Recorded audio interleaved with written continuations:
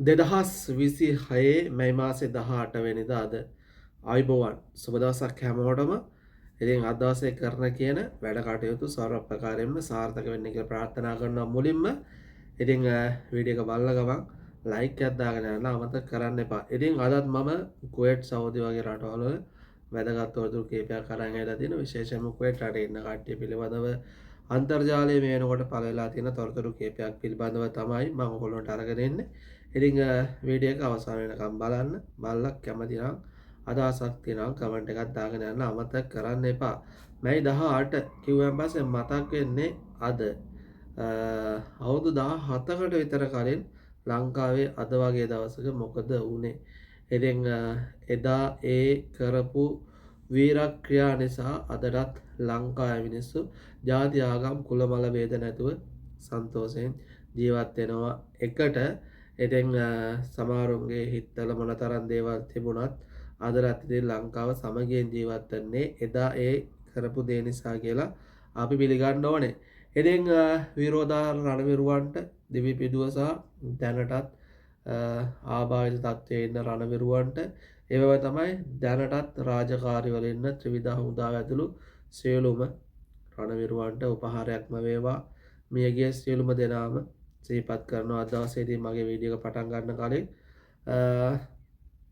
ප්‍රාර්ථනා කරමු කවදාකවත් මේ වගේ දේවල් නැවත මව්බිමට සිදු නොවේවා කියලා. ඉතින් දේශපාලන මතිමතාන්තර මොනවා තිබුණත් හදවතින්ම ශ්‍රී ලාංකිකයෙක් නම් ඔබටත් අදහසක් ඇති.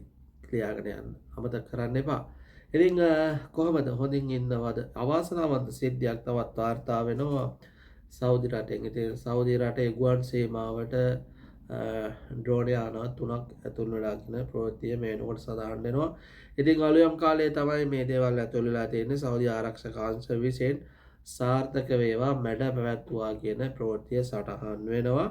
ඉතින් ඊයේ දවසේදී ඩුබායි රටට මේ වගේ සිදුවීමක් වෙලා තිබුණා. ඉතින් ඒදීත් කිසිදු බලපෑමක් සිදුවීමක් වෙලා තිබුණේ නැහැ.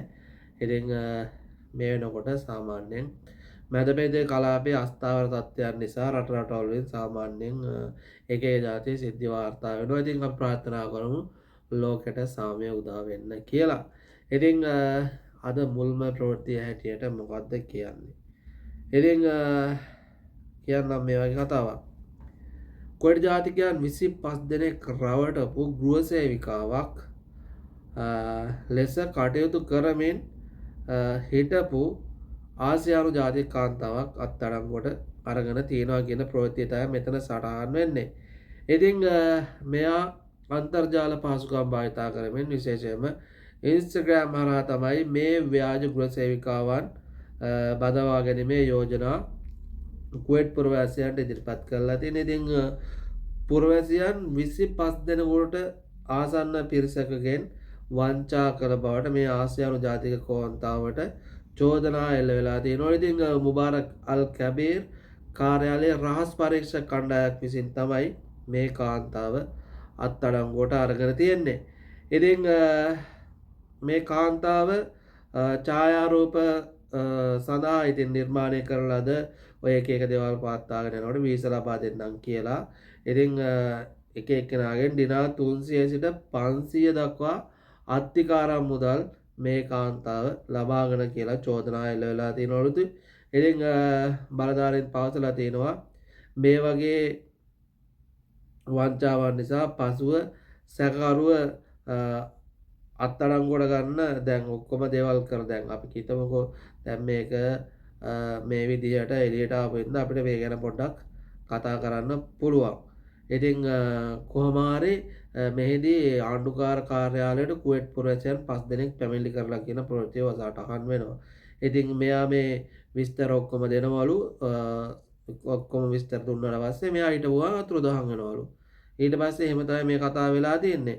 ඊට පස්සේ කොහොම හරි මේ රහස් පරීක්ෂක කණ්ඩායමක් වෙතට මේ නඩුව ඉදිරිපත් කරලා තියෙනවා. ඊට පස්සේ ඔවුන් සැකකරු හොයාගෙන ගිහිල්ලා අත්අඩංගුවට ගැනීමට සයිබර් අපරාධ දෙපාර්තමේන්තුවේ සම්බන්ධීකරණ යටතේ පවත්වාගෙන ගිහිල්ලා තියෙනවා. ඉතින් වංචාව සිදු කිරීම සඳහා භාවිතා කරපු ජංගම දුරකථන 4ක් සහ SIM කාඩ් පත් කීපයක්මත් මේ නිලධාරීන් විසින් අත්අඩංගුවට ගත්ත කියලා තමයි වාර්තා වෙන්නේ. ඉතින් ප්‍රශ්න කිරීම වලදී ප්‍රචාරණය කරලා තිනවලු මුදල් හුවමාරු කිරීම සඳහා පොළවා ගැනීමට වෙළඳ පොළ මිලට වැඩිය බොහොම අඩු මිලකට ගෘහ සේවිකා සඳහා ඉල්ලුම සහ ගසා කෑමට ඇය උත්සාහ කරලා තියනවලු. ඉතින් ඇයට එරෙහිව නීතිමය ක්‍රියාමාර්ග ගන්නවා කියලා තමයි ක්‍රියාත්මක කරලා තියෙන්නේ.